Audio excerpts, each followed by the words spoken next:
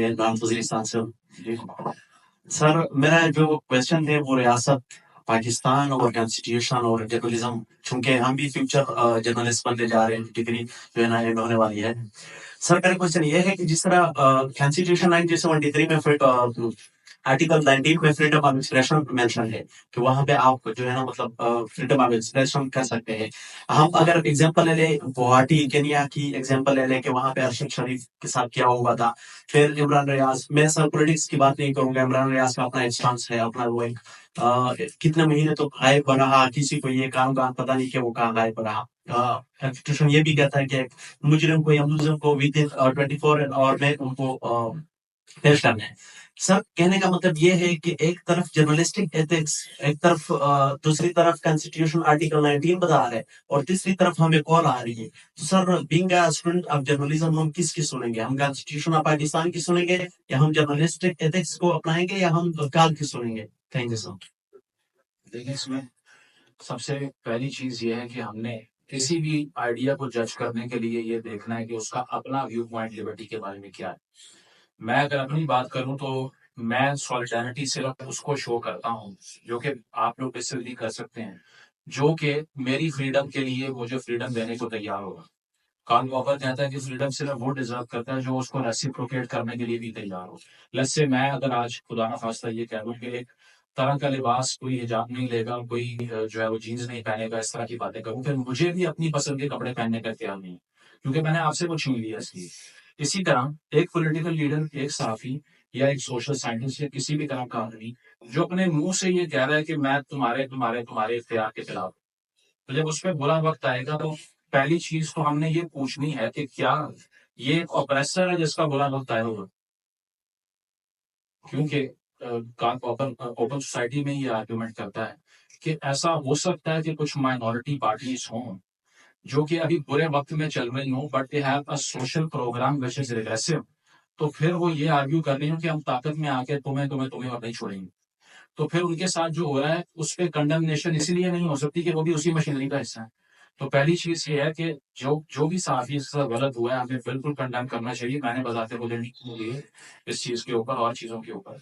लेकिन बात यह है कि हमें ये भी देखना है कि क्या किसी ऑपरेसर का बुरा वक्त आया हुआ है या वाकई लिबर्टी की स्ट्रगल हो रही है या नहीं हो रही।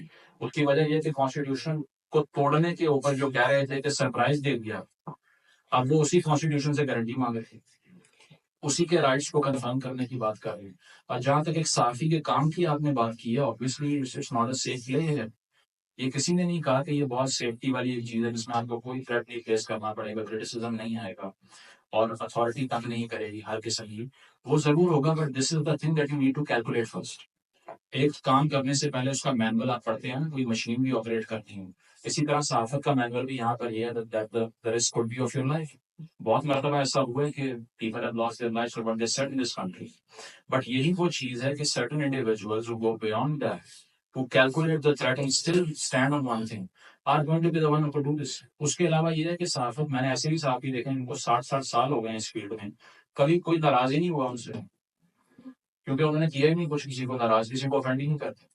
जो गवर्नमेंट आती है उस तरफ चल पड़ती, जहाँ की हवा होती है वहां की बात कर रहे हो। It's very easy. तो ये मैनिपुलेशन है। हमारा इशू ये है कि अब आकर हमें किसी जर्नलिस्ट की तरफ नहीं देखना कि ये क्या कह रहा है तो मैंने अपनी ओपिनियन बनाई।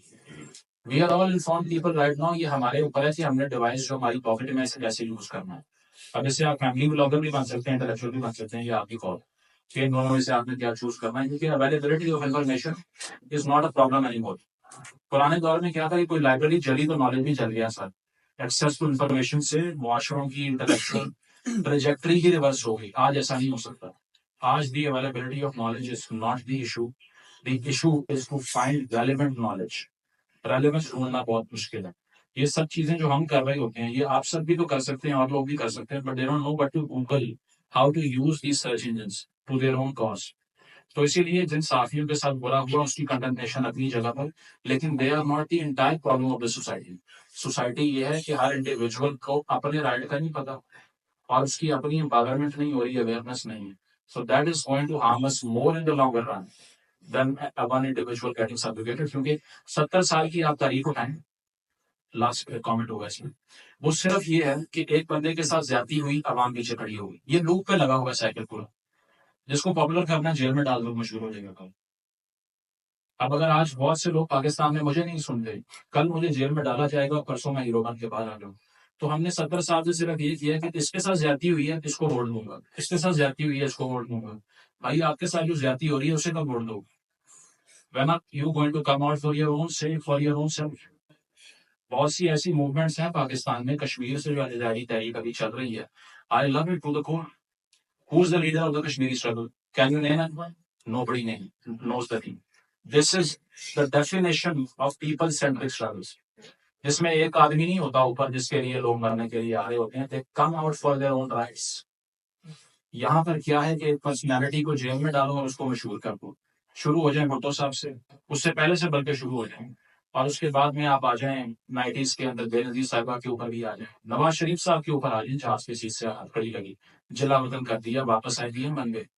खान साहब के ऊपर आ जाए 2021 तक इतने अनपॉपुलर थे कि अपने हलकों के अंदर बाई इलेक्शन मार रहे थे, सिर्फ निकाला तो पॉपुलर हो गए। So what are you doing? Nothing.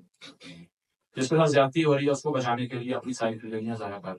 तो इसका सोल्यूशन ये है कि अपने साथ ज्यादती को पहले हल करें, फिर आएगा Imran Khan, Imran Riaz Hashmi. I'm Mohammed Vakas and I'm undergrad student of political science, sir. So I find you the right person to ask you this question, sir, because you have been always on the front line to bash and critique PTI, sir. So vast majority of people in Pakistan think and assume that behind Prime Minister Imran Khan removal and his considering his independent stance on foreign policy. Sir, do you think that there was direct or indirect US influence or manipulation? Or on the other hand, sir, when we talk about that cipher, sir, अगर cipher sir exist करता था sir, अगर उसके existential ground stay, तो आपको नहीं लगता कि स्टेट 3 साल से इस चीज को इन्वेस्टिगेट करने में फेल्ड होगी कि साइफर है भी या नहीं?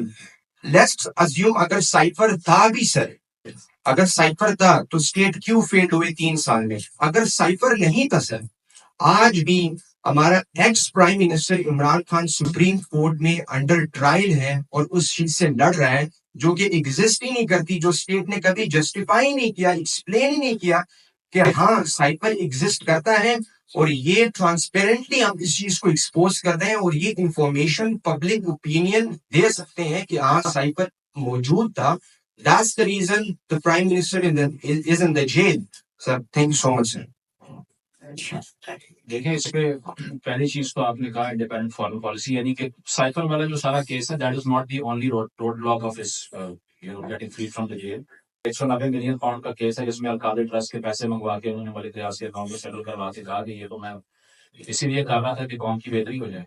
इसके अलावा तोशा खाना केस के ऊपर उन्होंने जो गिफ्ट बेच दी है उस पर उन्होंने ये कन्फेस किया कि मैंने बेच दी है। हाँ, वो लॉ है या नहीं वो अलग बात है, तो मल्टीपल केसेस है। पहली चीज तो ये होगी। दूसरी चीज ये है कि आपने कहा कि अगर यूएस ने ऐसा किया है तो स्टैब्लिश क्यों नहीं हुआ? अब यूएस जिस कंट्री के खिलाफ ऐसा कर रहा है, एक ऐसी $1 ट्रिलियन इकोनॉमी जो कि एक वीटो से दुनिया के फैसले कर लेती है, जिसकी लार्जेस्ट स्टैंडिंग आर्मी है, जिसका जो बजट है डिफेंस बजट वो पूरे अफ्रीका से ज्यादा बड़ा है, जिसकी $1 बिलियन की ट्रांच के लिए पाकिस्तान का इकोनॉमिक सिस्टम शट डाउन हो जाता है। वो इतने खौफजदा है कि वो टीवी पे आके ये कह ही नहीं सकते कि हमने खान साहब को निकाला था कि वो फैल down. So whenever they have done something like this in the past as well, there have been geopolitical reasons कि कोल्ड वॉर के टाइम में क्या था, अगर कहीं भी मुल्क में सोशलिस्ट रेबेलियन आएगा तो यूएस इसके खिलाफ काम करेगा। लेट्स से शाह ईरान को उन्होंने इंस्टॉल किया ईरान के अंदर, क्यों किया? क्योंकि जो उनकी ऑयल कंपनी थी, ईरानियन ऑयल कंपनी, वो उसको नेशनलाइज करने जा रहे थे मुसादिक के अंदर। इसी तरह दुनिया में जहां जहां रेजिम चेंजेस किए यूएस ने, कोल्ड वॉर के पीरियड में भुट्टो साहब के प्रेशर भी था। ये लेटर लगाने वाला ट्रेंड भुट्टो साहब का है। ये लाहौर के अंदर उन्होंने खत दिखाया था जिसमें उन्होंने ये कहा था कि इसको अपनी हुकूमत से जान दोगे, जान से आग होना पड़ेगी। उसकी वजह यह है कि वो भी नेशनलाइज कर रहे थे। तो यूएस का इकोनॉमिक सिस्टम अगर उसके अगेंस्ट खड़े हो जाओगे तो वो ये सब कुछ इन दी ओपन करते आए, but we have to ask that what did he do. और दूसरी चीज ये है कि अगर ऐसा हो भी गया तो अगर स्टेट से सेटल नहीं हो रहा तो स्टेट तो ऑब्जेक्टिव ग्राउंड पे काम ही नहीं करती। इमरान खान साहब ने इस्लामाबाद हाई कोर्ट में हामिद खान की लिखी हुई एक पिटीशन में ये कन्फेस किया कि नवाज शरीफ को एस्टैब्लिशमेंट ने निकाला। तो पैनमा ठीक है, ये ठीक है, आप बताएं। इसी तरह मसला ये नहीं है कि खान साहब ने साइफर लहरा दिया, मसला ये है he was no more acceptable. अगर कोई आदमी एक्सेप्टेबल नहीं होगा तो केस खुद ही बना लेंगे बाद में सारे। मैंने एज अ स्टूडेंट 2011 में रेमंड डेकर की किताब पढ़ी थी कैपिटलिज्म अकेला सीरीज, उसमें मियां नवाज शरीफ की जो ऑफशोर कंपनीज है उसकी पूरी डिटेल थी। और केस कब खुला? 2017 में, जब वो अनएक्सेप्टेबल हो गए। केसेस सबके खिलाफ होते हैं लेकिन खुलते तब है जब वो पॉलिटिकली अनएक्सेप्टेबल होता है। इसीलिए खान साहब क्योंकि मसला केसेस नहीं है। अभी मीडिया पे क्या आर्गुमेंट हो रहा है कि इनसे अगर मुज़ाकरात कामयाब हो गए तो इनको छोड़ के बनी गाला ले आएंगे। भाई ये क्या मजाक है? 300 FIR क्यों की थी, फिर उनका क्या बना? सो दे आर टेलिंग यू कि अगर नेगोशिएशन सक्सेसफुल होगी तो केसेस आर रेलिवेंट। वो अपने मुंह से कह रहे हैं, तो फिर आप केस की वैल्यू तलाश करके क्या ले लेंगे?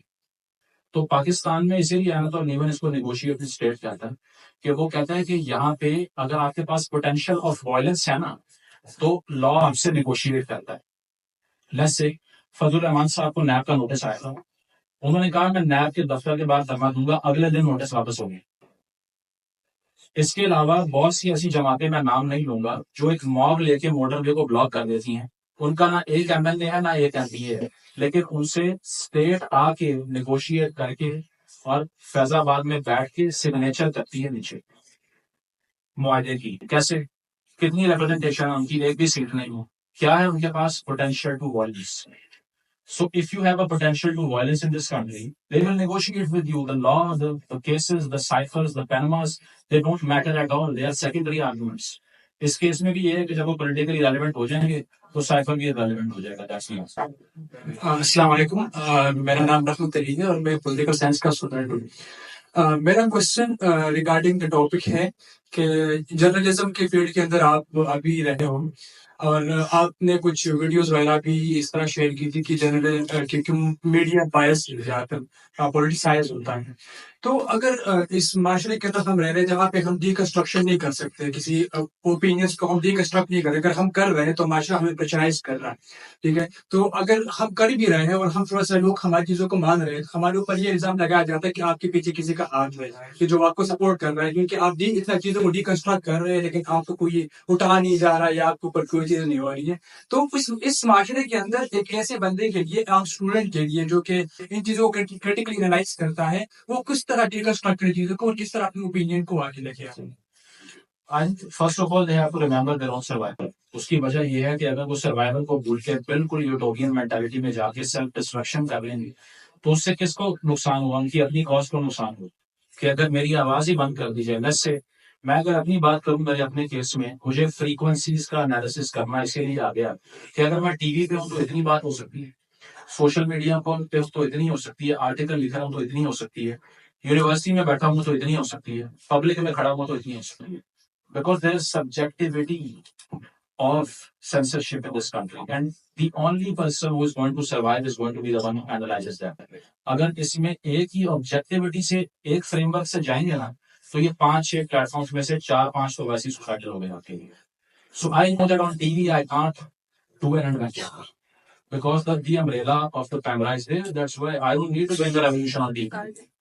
मुझे वहां बैठ के ये नहीं कहना कि अच्छा इसको भी तबाह कर दो, उसको भी कर दो। नहीं, फ्रेमवर्क वो डिसाइड करेंगे। हाँ, उसमें से मैं अपने लिए क्या निकाल सकता हूँ वो मैं डिसाइड करूंगा, और उसमें वो मुझे they can't take me out in a way. I am not saying कि इसमें थ्रेट बिल्कुल रिड्यूस हो जाता है, बट प्रोबेबिलिटी ऑफ थ्रेट 90% कम हो जाती है। सो चॉइस ऑफ वर्ड्स, इसको यूफेमिज्म भी कहते हैं, कि using softer words for harsh ideas. If you know the art of that, it is not easy to take you out, number one. Number two, you don't have to convince everyone in your surroundings कि जो मैं बात कर रहा हूँ बिल्कुल ठीक है, तुम्हें कुछ नहीं पता। The impulse to convince is suicidal in this country. I have never been able to convince anyone in my personal capacity. Social media पे जो कहूंगा ठीक है, लेकिन दफ्तर जाके, यूनिवर्सिटी में और जगह पे किसी से बहस ना करो। कोई कहे आपकी ऑर्डर तो हाँ, मैंने खुद देखा। यही अप्रोच है, बिकॉज उसमें क्या है कि आप फ्यूटाइल आर्ग्यूमेंट्स में अपनी एनर्जी वेस्ट नहीं करते, जो मैं नहीं करता। On a personal level, I'll never debate with anyone.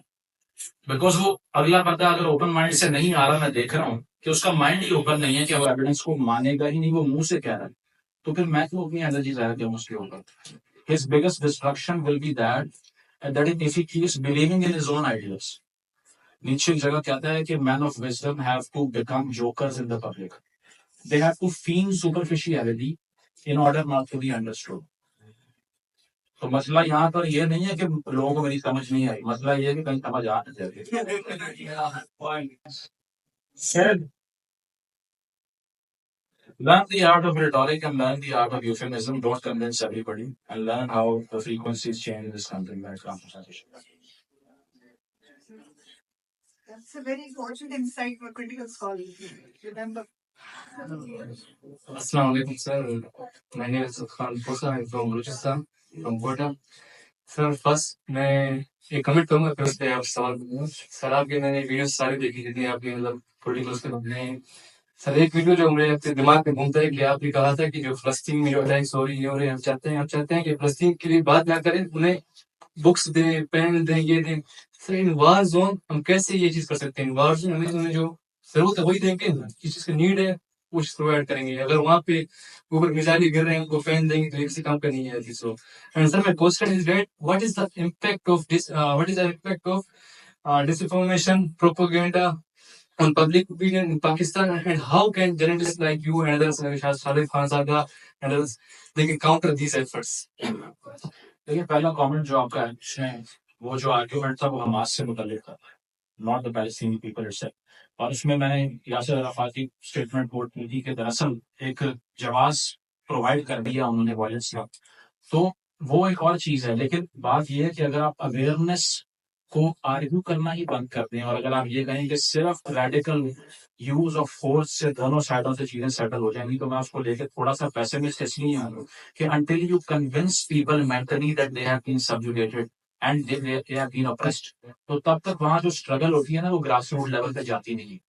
तो हमें वो बताने के लिए तो एटलीस्ट कुछ ना कुछ अवेयरनेस तो वहां पे देनी पड़ेगी ना। अगर वो नहीं भी दी जा रही, मैं बलोचिस्तान की बात नहीं करता, वहां पर तो जो जिस मैच पे हालात पहुंच चुके हैं बहुत मुश्किल हो चुकी है उसको कंटेन करना। We have missed the bus side से। बहुत दफा हमारे पास चांस था कि हम उसको सेटल करते लेकिन नहीं कर पाए। 60s में लेकिन वो 2 साल में क्या ऑपरेशन कर दिया, हुकूमतों को पलटा दिया है, इलेक्शन की शैम एक्सरसाइज होती है वहां पे। तो जब लोगों को वहां पे पॉलिटिकल प्रोसेस से उम्मीद खत्म होगी तो वो मुश्किल चीज है, वो खतरनाक चीज है। हमें पॉलिटिकल प्रोसेस पे अगर एतमाद बहाल करवाना है तो उसके लिए रिप्रेजेंटेटिव उनको अपने देने पड़ेंगे, पहली चीज। दूसरी आपने कहा कि साफत में जो लोग डिसइंफॉर्मेशन को किस तरह से लोग कंटेन कर सकते हैं। अब देखिए इसमें ये सारी टॉक का पर्पज ही ये था कि अगर डिसइंफॉर्मेशन है, क्योंकि एक मिस इन्फॉर्मेशन और डिसइंफॉर्मेशन में फर्क होता है, जिस तरह वायलेंस में और टेररिज्म में फर्क है। वायलेंस क्या है? वायलेंट एक्ट करना, किसी को इंटिमिडेट कर देना। टेररिज्म क्या है? Violence with a political cause. इसी तरह डिसइंफॉर्मेशन और मिस इन्फॉर्मेशन में ये फर्क है। मिस इन्फॉर्मेशन क्या है कि अच्छा कहीं पर अगर कोई हमला हुआ है, 10 लोग जख्मी हुए, मैंने 11 लिख दिया गलती से, मेरी कोई पीछे कॉज नहीं है इसमें, तो ये है मिस इन्फॉर्मेशन। लेकिन डिसइंफॉर्मेशन क्या है कि मैं जान के पॉलिटिकल एजेंडा के लिए consistent use of wrong facts करूं, तो वो जो है उसके लिए फैक्ट चेकिंग मशीनरी हमें चाहिए। पूरी दुनिया का आजकल ये क्राइसिस है ना कि एआई ड्रिवन जो सच बॉट्स हैं सारे, वो क्या किस तरह से दिमाग को मैनिपुलेट कर रहे हैं। आपने कहा ना डेमोक्रेसी पे क्या हाल होगा, डेमोक्रेसी खत्म हो जाएगी, बिल्कुल लपेट दी जाएगी। क्योंकि अगर मेरे पास क्रिटिकली एनालाइज करने का एक पॉलिटिकल लीडर को एफर्ट करने की फैकल्टी नहीं बची, तो मैं कैसे चूज करूंगा? मुझे जितने मर्जी वोटिंग राइट्स दे दो, अवेयरनेस के बगैर किसको वोट डालूंगा, मुझे क्या पता। तो ये चीज है कि it's a threat to the entire civilisation of liberty and democratic values. और इसको कर्टेल करने के लिए हमें इतने ही नंबर में मैकेनिज्म इजाद करने हैं जो कि डिसइंफॉर्मेशन को काउंटर कर सकें। जब तक हम नहीं बताएंगे लोगों में जो उनको बताया जा रहा है वो ठीक नहीं है, क्योंकि हेगल कहता है कि मुआशरे में सिंथेसिस के लिए थीसिस और एंटीथीसिस दोनों चाहिए। जब वो आपस में एक दूसरे के खिलाफ आर्ग्यू करेंगे तब एक हायर स्टेज डेवलप होगी। इसको हेगेलियन ट्राइडिटी कहते हैं कि third form of efforts in phenomenology is the highest form of knowledge. तो अगर थीसिस आता जा रहा है, एंटीथीसिस है ही नहीं, तो फिर तो ठूठ नहीं ढूंढ सकते हम कभी। तो यहाँ पर यह है कि क्रिटिकल कल्चर को, डिस्कोर्स को इस एकेडेमिया ने, मीडिया ने एम्पावर करना है, जो कि आम लोगों के लिए गाइडिंग लाइट बने कि अब आप फैसला करें दोनों साइड्स का आर्गूमेंट सुन के। एक साइड का आर्गूमेंट बंद करने से कभी सही बात नहीं होगी। After that horrible incident, when I saw the comments under your post, comment by the politicians, they were again and again asking you to leave the country. And we all know that it wouldn't be difficult for you to fly from here anywhere you wanted to. What exactly made you not only stay here, and you even came back stronger than before? I saw your video after that attack, and nothing was changed. Yeah. When it was more sharper than before. So, what's the main reason? I don't want to drive Uber in America this one.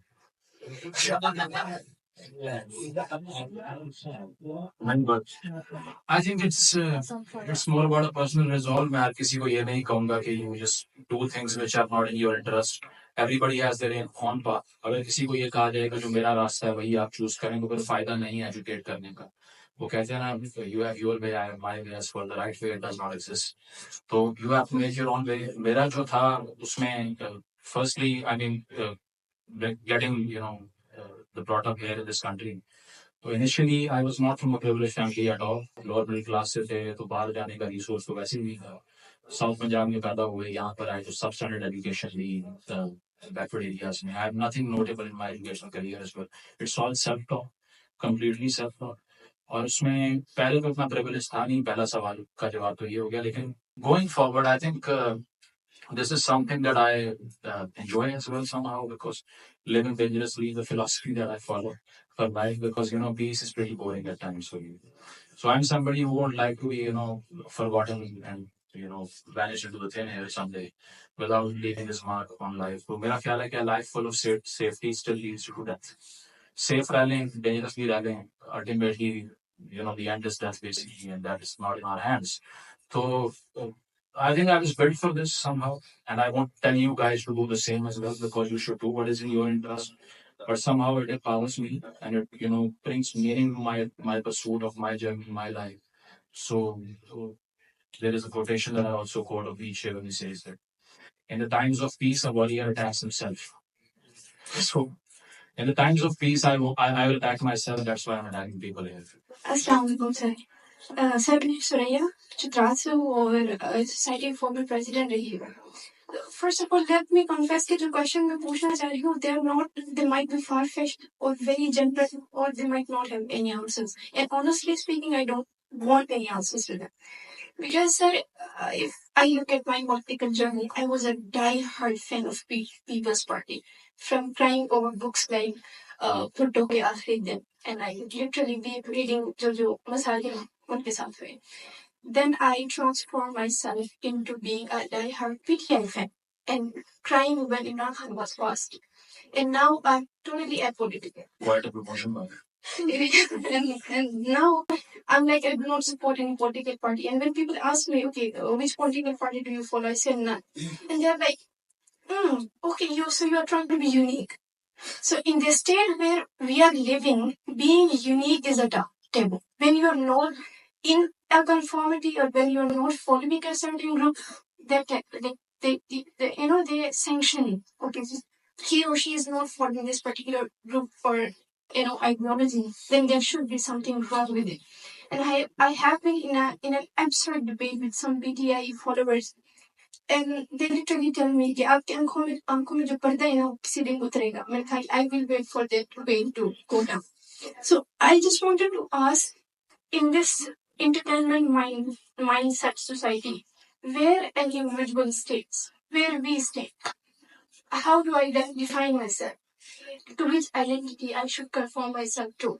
If I'm not, इसमें कोई बुरी चीज नहीं है कि मैं किसी identity में नहीं हूँ, लेकिन how should I get the idea where am I right now and which path should I have to follow? First, secondly, sir, how should we insert into the social institutions, particularly the families in culture, that it is equally your responsibility to put in individuals and people the sense of being responsible, the sense of having equal responsibility of developing a state as it is of the state itself. Because the state is made of people.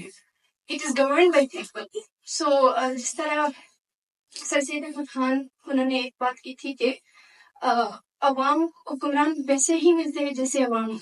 So how can these social institutions play their role in developing us people capable of making a state? Are you from IR, right?